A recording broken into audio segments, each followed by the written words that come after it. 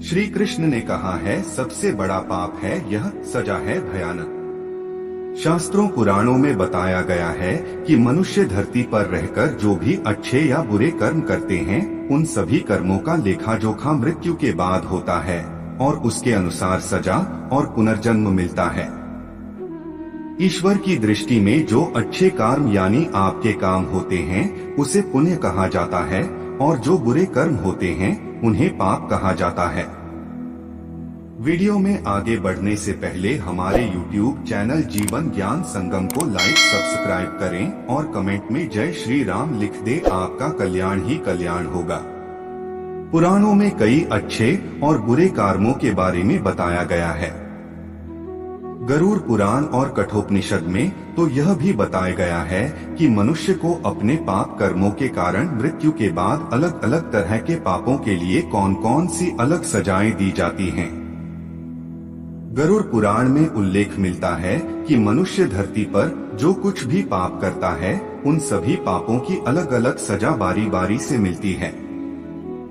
यम के न्याय में किसी भी पाप की सजा से बचा नहीं जा सकता है। कामी व्यक्ति के लिए ऐसी है सजा। गरुड़ पुराण में बताया गया है कि परस्त्री पुरुष संबंध रखने वाले को लोहे के गर्म सलाखों को आलिंगन करवाया जाता है। जो पुरुष अपने गोत्र की स्त्री से संबंध बनाता है उसे नरक की यातना भोग कर लकड़बग्धा अथवा शाही के रूप में जन्म लेना पड़ता है। कुंवारी अथवा अल्पायु कन्या से संबंध बनाने वाले को नरक की घोर यातना सहने के बाद अजगर योनि में आकर जन्म लेना पड़ता है।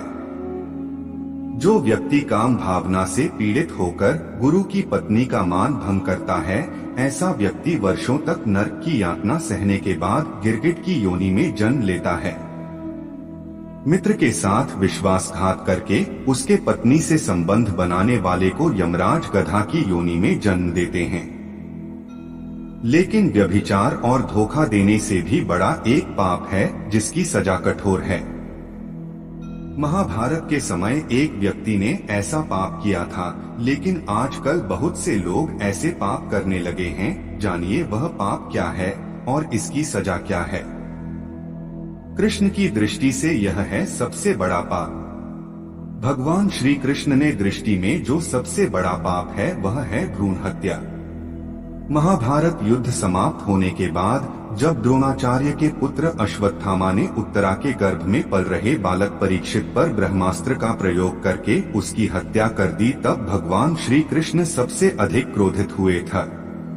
श्री कृष्ण ने उस समय ही यह घोषणा कर दी थी कि अश्वत्थामा का पाप सबसे बड़ा पाप है, क्योंकि उसने एक अजन्मे बालक की हत्या की थी।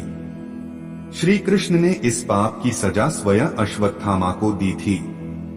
श्री कृष्ण ने अश्वत्थामा के सिर पर लगा चिंतामणि रत्न छीन लिया और शाप दिया कि तुमने जन्म तो देखा है लेकिन मृत्यु को नहीं देख पाओगे, यानी जब तक सृष्टि रहेगी तुम धरती पर जीवित रहोगे और कष्ट प्राप्त करोगे।